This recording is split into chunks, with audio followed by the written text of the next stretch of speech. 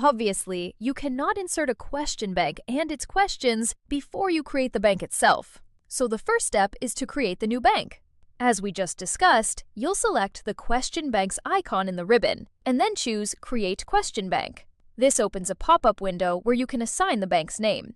Just like when inserting a new object on a slide or in the timeline, it's important to give each bank a unique and descriptive name, since this is the name you'll later see when selecting which bank to draw questions from.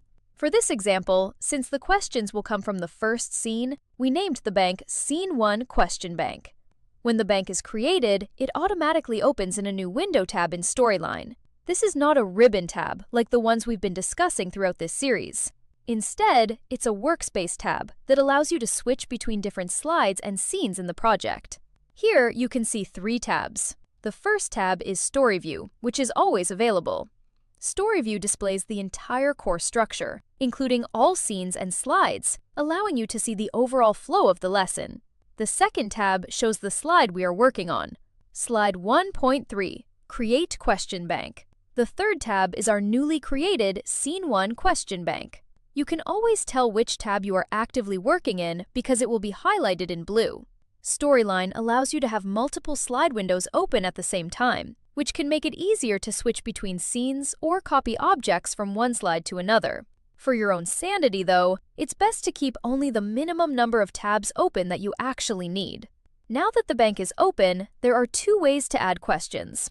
You can either select the question icons in the ribbon or select the blue Insert Question area in the main content window.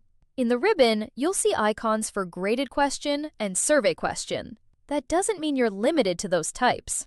If you want to add a free-form question, select the New Slide drop-down arrow just to the right of the survey question icon, where free-form questions appear as one of the available options.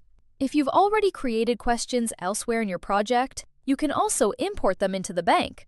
To do this, select Import Questions in the ribbon. This opens a window showing the slides and question banks within the project. At the top of the window are 2 drop-down menus. The menu on the left allows you to choose which slides or question banks you want to view. The menu on the right determines whether the selected questions will be copied or moved into the current question bank. Once you've selected the source and chosen whether to copy or move the questions, use the checkboxes along the left side of the window to select the specific slides you want to add.